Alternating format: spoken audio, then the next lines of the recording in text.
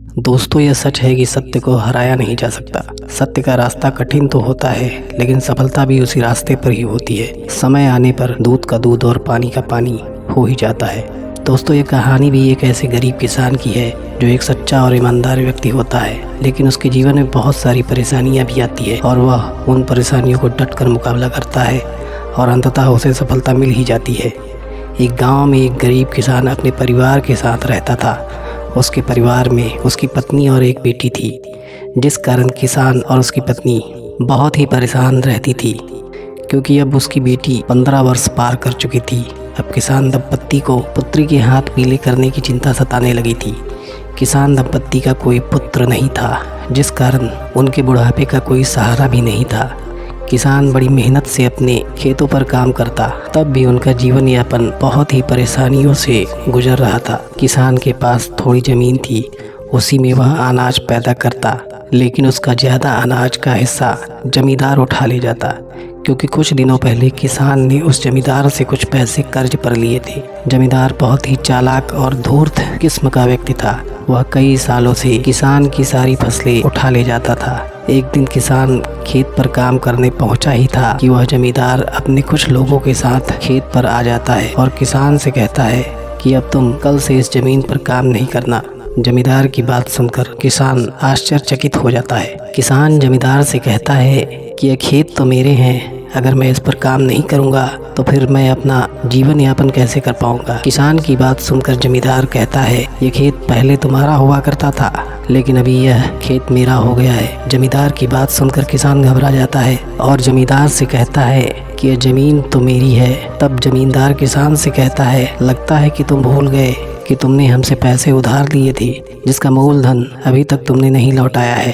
किसान कहता है कि मैं कई सालों से अपनी खेती का अधिकांश हिस्सा आपको दे देता हूँ, फिर भी आप कह रहे हैं कि हमने आपका पैसा अभी तक वापस नहीं किया। इस पर जमींदार कहता है कि वह तो मूलधन का ब्याज था, अभी तो मूलधन बाकी ही है। अब जमींदार किसान को डांट कर कहता है कि कल से इस खेत पर दिखाई मत देना, जब मूलधन वापस कर दोगे तब यह खेत तुम्हारा हो जाएगा। इसके बाद किसान और जमींदार के बीच काफ़ी नोक झोंक होती है, लेकिन किसान अकेला होता है और उसे अंत में खाली हाथ वापस आना पड़ता है। जब किसान खाली हाथ घर पहुंचता है तो किसान की पत्नी पूछती है कि आप आज बहुत जल्दी घर आ गए। तब किसान अपनी पत्नी को सारी बातें बताता है। ये सारी बातें किसान की बेटी खड़े होकर सुन रही थी। वह भी बहुत दुखी होती है और अपने आप को कोसती है कि ये सारी दिक्कतें हमारे कारण ही हो रही है। अगर मैं इस दुनिया में ना आती तो आप लोग को इतनी परेशानी ना उठानी पड़ती। लड़की की बात को सुनकर किसान की पत्नी भावुक हो जाती है, पर अपनी बच्ची को बड़े प्यार से समझाती है कि बेटा तुम तो हमारी जान का टुकड़ा हो, ऐसी बात नहीं कहा करते। अब किसान बहुत ही परेशान रहने लगता है। वह खेत के बारे में सोचता रहता है। एक दिन किसान अपने गाँव के मुखिया के पास जाता है और सारी परेशानियां मुखिया से बताता है। इस बात पर मुखिया किसान से कहता है कि मैंने तुम्हें पहले ही समझाया था कि जमींदार से कभी पैसे उधार मत लेना। वह बहुत ही चालाक और धूर्त किस्म का व्यक्ति है। इस जमींदार से केवल तुम ही नहीं, जितने लोगों ने पैसे उधार लिए हैं सभी परेशान हैं। मुखिया एक अच्छा व्यक्ति था।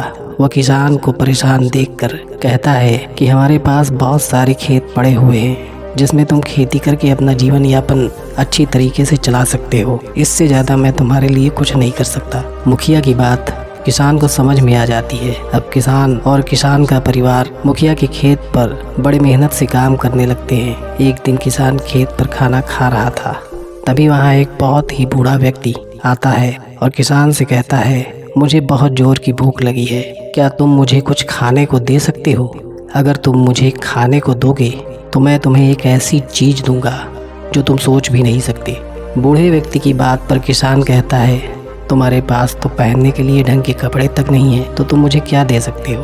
अगर तुम्हें भूख लगी है तो खाना खा लो। इसके बाद किसान 2 रोटी बूढ़े व्यक्ति को दे देता है। वह बूढ़ा आदमी दोनों रोटी खा लेता है और उसके बाद कहता है, मुझे अभी और भूख लगी है, क्या मुझे और खाना मिल सकता है?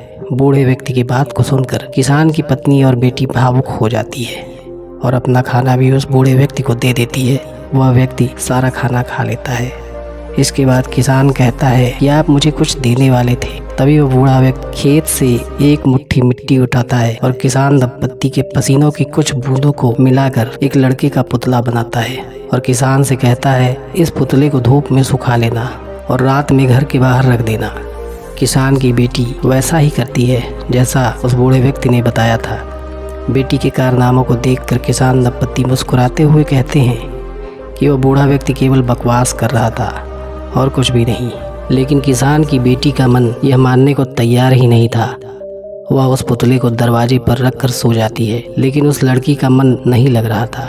कुछ देर के बाद बाहर से कई रंगों की रोशनी आ रही थी। यह देख लड़की आश्चर्यचकित हो जाती है और अपने माता पिता को जगाती है। सभी लोग यह देखते हैं कि वो मिट्टी का पुतला कुछ ही देर के बाद एक नवयुवक में बदल जाता है। यह देख किसान का परिवार भयभीत हो जाता है। तभी वह मिट्टी का पुतला जो एक इंसान का रूप ले लेता है, वह बोलता है मैं आपका ही बेटा हूँ, क्योंकि मेरी रचना आपके पसीने से हुई है जो आपके ही शरीर का अंश है। उस युवक की बात सुनकर किसान बड़ा हैरान हो जाता है और अंततः उस युवक को अपने परिवार का हिस्सा बना लेता है।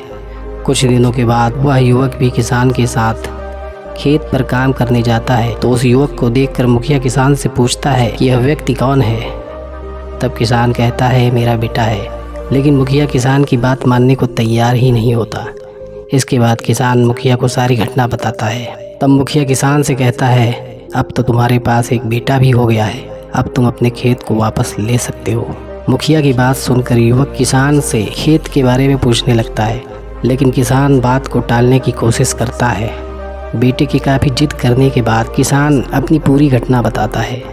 इसके बाद वह युवक किसान से कहता है जब हमारे पास अपने स्वयं के खेत हैं तो हम दूसरे के खेत में काम क्यों करते हैं। चलिए पिताजी, हम उस जमींदार से अपना ज़मीन वापस ले लेते हैं। बेटे की बात सुनकर किसान घबरा जाता है, लेकिन बेटे की जिद के आगे उसे हारना ही पड़ता है। दूसरे दिन किसान और बेटा अपने पूरे परिवार के साथ अपने खेत पर जा पहुँचता है। किसान को देखकर जमींदार पूछता है कि तुम यहाँ क्या कर रहे हो। तब किसान का बेटा जमींदार से कहता है यह खेत मेरा है, मैं इस खेत का मालिक हूँ, इसलिए तुम यह खेत छोड़ दो। लड़के की बात सुनकर जमींदार किसान से कहता है जब तक तुम मेरे पैसे वापस नहीं करोगे तब तक यह खेत तुम्हारा नहीं हो सकता। तब किसान का बेटा कहता है कि तुमने इस खेत से दिए हुए पैसे से ज़्यादा फसल ले चुके हो, इसलिए खेत अब हमारा हो गया। लड़के की बात सुनकर जमींदार आग बबूला हो जाता है और किसान के परिवार को डराने की कोशिश करता है। इसी बीच में जमींदार के अंगरक्षक लड़के से हाथापाई करने की कोशिश करते हैं। इसके जवाब में वह लड़का जमींदार के अंगरक्षक को खूब पीटता है। यह देख जमींदार अंगरक्षक के साथ खेत को छोड़कर भाग जाता है और किसान को धमकी देता है यह तूने अच्छा नहीं किया, इसका हर्जाना तो भुगतना ही पड़ेगा। जमींदार इस बात को राजा तक पहुँचा देता है। तो दूसरे दिन राजा के सैनिक किसान के घर आ जाते हैं और किसान से कहते हैं कि राजा साहब ने तुम्हें राजमहल में बुलाया है। इसके बाद किसान और उसका बेटा दोनों सैनिकों के साथ राजमहल में राजा के सामने उपस्थित होते हैं। तब राजा किसान को डांटते हुए कहता है कि तुमने जमींदार के खेत को जबरदस्ती छीना है, जिसका दंड तुम्हें अवश्य मिलेगा। राजा की बात का जवाब देते हुए किसान का बेटा राजा को सारी सच्चाई बता देता है। राजा सच्चाई जानने के बाद जमींदार को दोषी ठहराता है और जमींदार को राज्य के अनुसार राजदंड देने का हुक्म भी देता है। इस तरह किसान अपने ज़मीन को वापस पा लेता है और अपने परिवार के साथ खुशी खुशी जीवन व्यतीत करने लगता है। तो इस कहानी से हमें यह जरूर सीखने को मिलता है कि सच का रास्ता हमेशा कठिनाइयों और परेशानियों से उलझा हुआ होता है, लेकिन सफलता भी इसी रास्ते पर होती है। जब कोई व्यक्ति अपने बुरे वक्त में सच के रास्ते पर चलता रहता है तो उसे कामयाबी जरूर मिलती है। तो दोस्तों, यह कहानी आपको अच्छी लगी हो तो इसे शेयर जरूर करना। अगर इस चैनल पर आप नए हैं तो सब्सक्राइब करना ना भूलें। धन्यवाद।